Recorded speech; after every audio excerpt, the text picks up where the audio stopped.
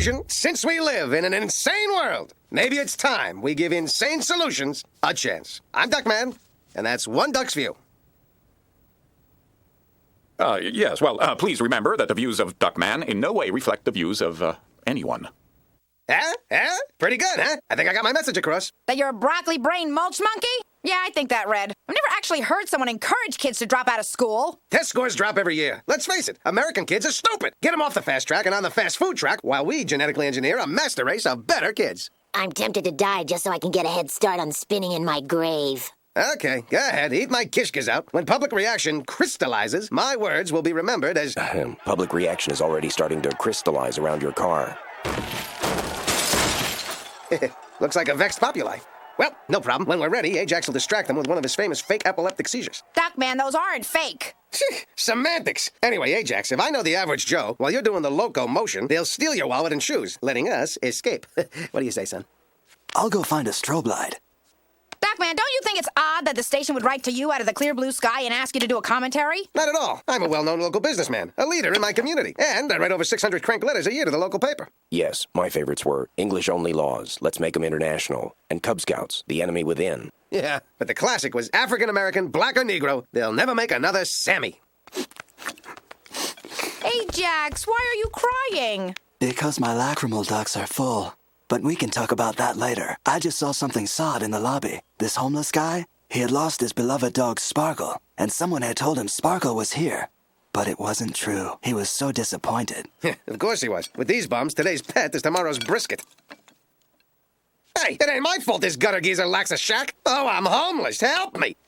These dumpster-dwelling ragbags better learn there's no such thing as a free lunch.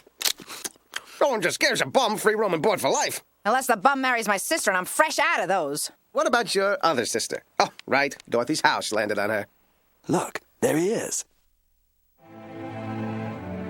Oh, no, it can't be. I know him. It's a total stranger. Definitely not someone corny I knew in high school. From high school? Let me see. Gone now. Wasn't him. Never mind. And even if it was, I wouldn't remember him or what happened.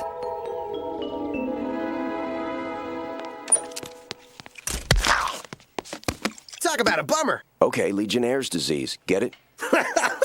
Carney, you are Chico and the man. Anyway, Dinkler's on the warpath. He's been looking for me. Lucky for me, he didn't look in Hasim's cut-rate candy and pong parlor where I was blowing all my grit money on candy cigarettes. Perrier, they sell water. It's crazy. I can't believe all these stupid products they're trying. Light beer, low-tar cigarettes, personal computers, while my letters telling Coca-Cola to change its formula go unanswered. What about you? Anything happening? Dinkler? He was here? Twice. The second time, the veins in his neck were all bulgy. What's his problem? What did I do? Well, you sutured Mr. Crump's lips, smeared liquid heat in the Pep Squad's muffs, painted Blue Oyster Cult rules on Coach Marcus's car, and thanks to you, Miss Finch went to live with the nuns for a while. Yesterday? But what did I do today? Oh, Brad's looking for you, too. You know, he really likes you. What are you saying? That he's Junior Minty? A pile driver? He flies the red eye? He likes the center square to block? No, he looks up to you, that's all. Brad sees you as a role model, though for what role, I don't know. Huh. Seems the kid's got more snap in his cap than I realized. I should take him under my high karate-soaked wing and let him drink deeply of the stagnant waters of my 16-year-old pool of experience. And speaking of pools, it's time for the girls' swim team practice. I found my thrill. Boop-jaboo, I'm Blueberry Hill. I'll become his partner the day the U.S. gives back the Panama Canal.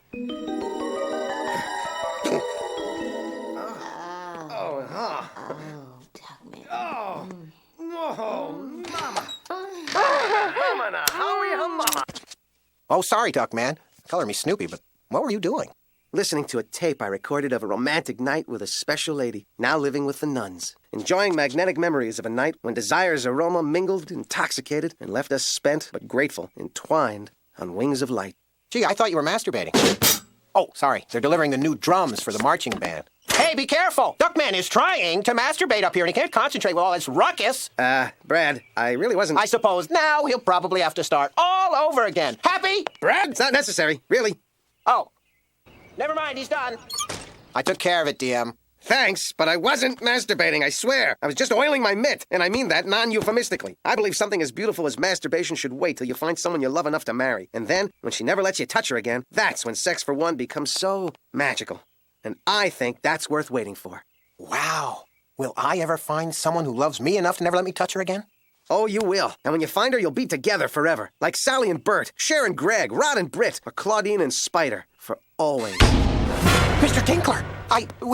Shut up, Gilliland. Duckman, is that the school's quadraphonic tape deck? Yes, sir. I commemorated the Fulham armor levels against the Tiger Mixon specs. I know what you are listening to. That air vent leads right to my office. It was disgusting smut! Anyway, today I'm being photographed for the Santa Rosita Star Sunday supplement. Now, I'm not pointing any fingers, but if you disrupt this, I will not only expel you, it'll go in your permanent record. You'll be blackballed.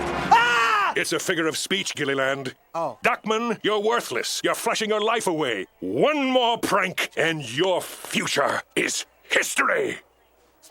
Someone get this drum equipment out of the hall. I'm gonna get that Dinkler. I'll fix his wagon once and for all. I remember now. I got back at Dinkler in a major way. But Brad took the rap because he liked me, and then he got expelled for it and disappeared. That must have begun his downhill spiral that made him end up a broken and homeless man. I've got to confess. Clear his name. Wait, then I'd get in trouble. Huh. Okay, now I've got it. I'll help him get back on his feet. Help him turn things around. I've got to help him.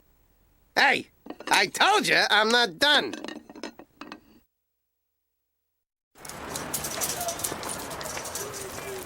Brad Gilliland. I still can't get over it. My God, Corny. How do we let Americans sink into this kind of poverty and misery? Many socioeconomic factors contribute. Hello? Not real reasons. I want a gross oversimplification I can slap on my car bumper so I can delude myself into thinking that I'm doing something. Oh, okay. A flag-burning amendment will fix everything. Thank you. Are you sure Brad's here? I checked with the TV station. He lives in a refrigerator box. Something about it having a big W. A big W. You know, we were all surprised at how selfless you're being with Brad. Look, I just have a hunch that he got a raw deal back in high school, taking the heat for that infamous Dinkler incident. I'll take him home, feed him, clean him up, make it up to him for what I think someone else did to him. And I'll start investigating. Of course. Investigate? The Dinkler incident. If we can find out who really did it, we can clear Brad's record. Right, yeah. This filthy pit makes you appreciate how lucky we are to have homes. You remember that, boys? Westinghouse. This is it. I don't know how he'll react to me. I mean, to us. Being from his past, you know. This may be traumatic. Oh my God! Duckman and Cornfed! Wow! What a reunion! Hey, come on, who remembers the Santa Rosita High Fight song? Come on, who remembers it? I sure don't. But if I wrote it today, it'd go like this. Santa Rosita, march on high, honor and love and milk and pie. Cornfed and Duckman are back, so nothing I lack except Cracker Jacks. So don't be shy, dancing wise, cause we're Santa Rosita. Hi, guys! Hi, guys! What a day! First Sparkle comes back, now this. Oh, here's Sparkle. Well, Good Sparkle, dog, Sparkle. what a big Yes, doggy good you dog. are. You know Sparkle's not a dog, right? He likes you. It's true. Sewer water tastes different in every city. Like in Phoenix, it's a mocha lemony kind of taste. In Portland, it's more peanutty with a sewage quality. Bernice, this soup is delicious. What did you say it was called? Soy sauce. Sounds fancy, but it's good eating. Any left? Gee, in movies, homeless guys turn out to be piano prodigies or great surgeons. Or their homespun brand of wisdom brings troubled families together. But Brad's none of those. I didn't think it was possible to talk for an hour about sewage. And what's in the package? He never lets it out of his sight. Can we go to Portland? Hey, Corny, I understand if you didn't find anything with your little investigation. Well, you gave it your best shot, so why don't you take a few weeks off, maybe try Cabo or... Actually, Duckman, I found something that can tell us once and for all who did it. I mean, great. I snuck into Dinkler's old office and found this behind the credenza. A faded Polaroid, no image at all. But the date on the back matches the date of the incident. Dinkler was having his picture taken that day, and somehow one of the photographer's cameras went off, photographing the perpetrator.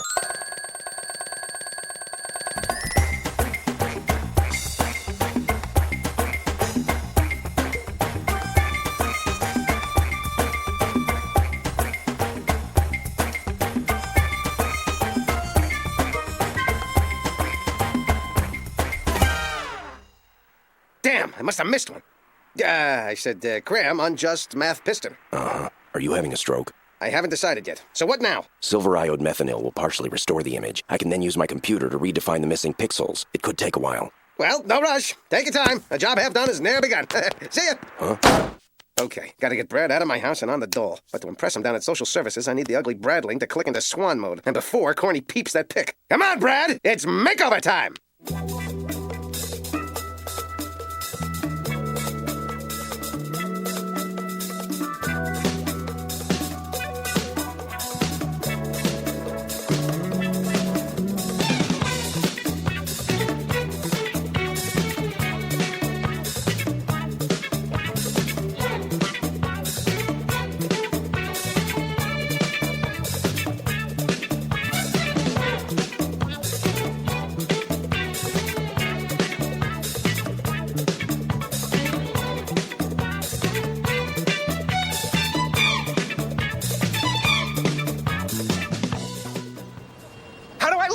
Like $1 million.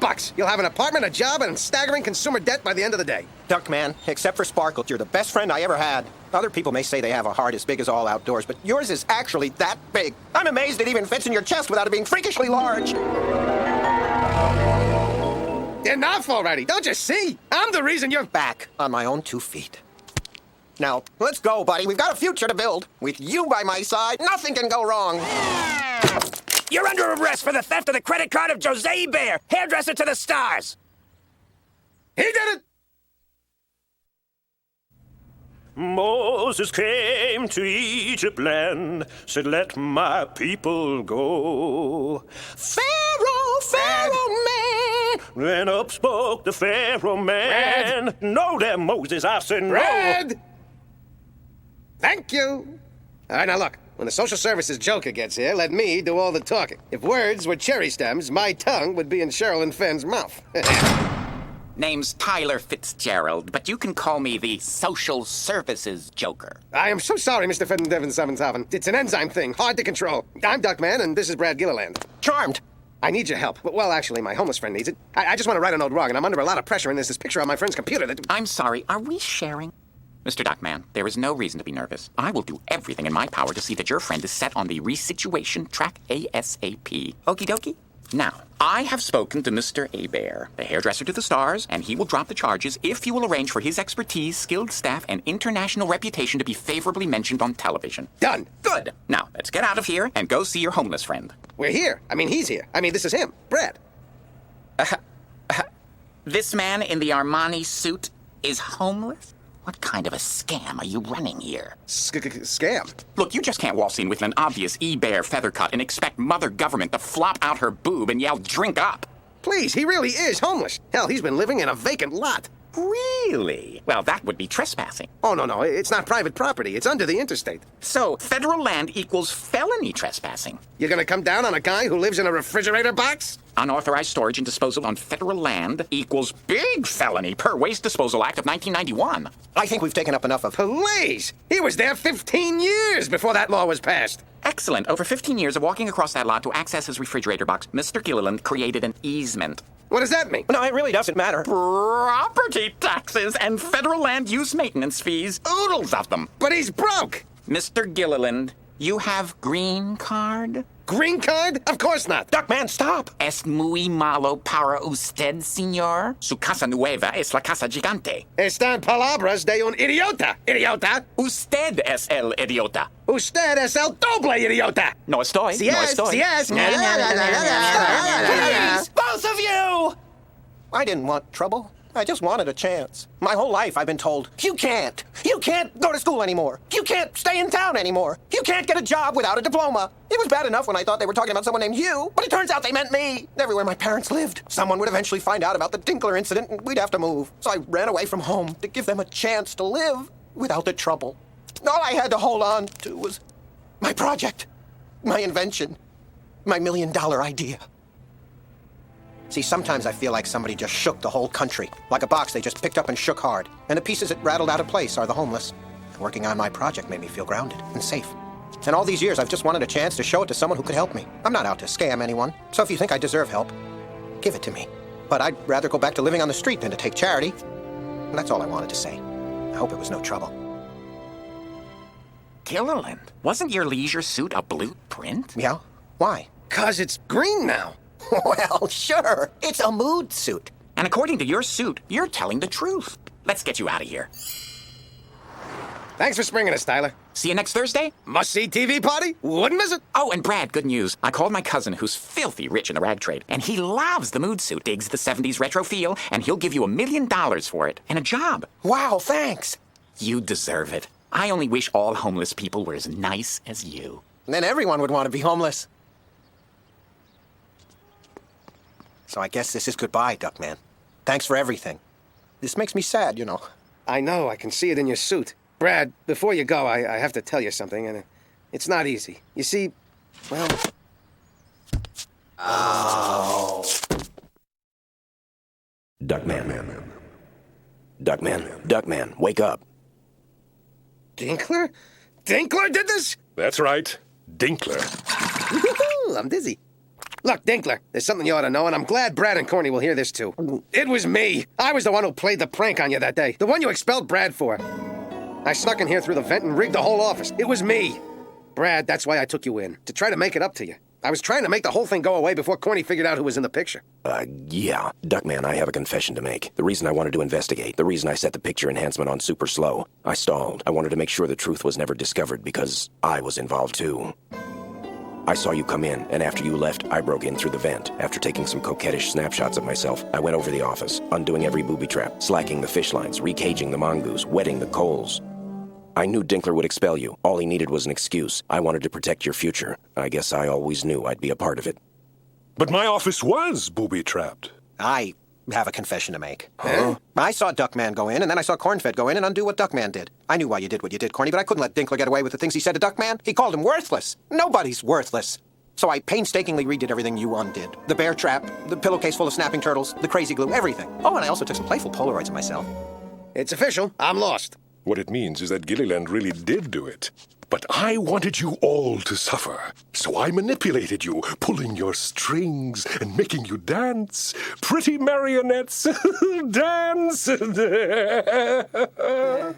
It was my television station that invited you both and arranged for you to bump into each other. Wait, you own that station? Can you do something about the way they cut up the Odd Couple reruns? Silence! And now, after all these years, my revenge!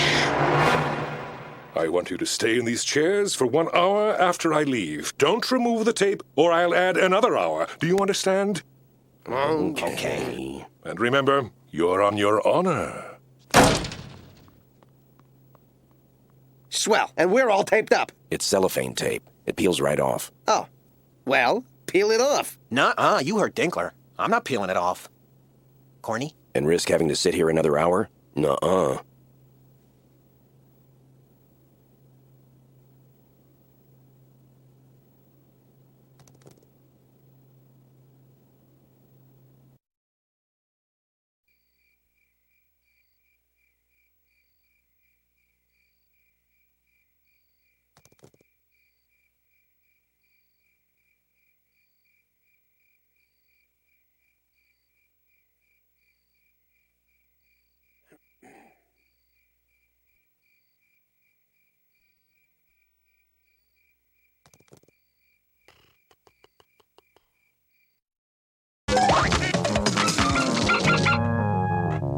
Pretty marionettes.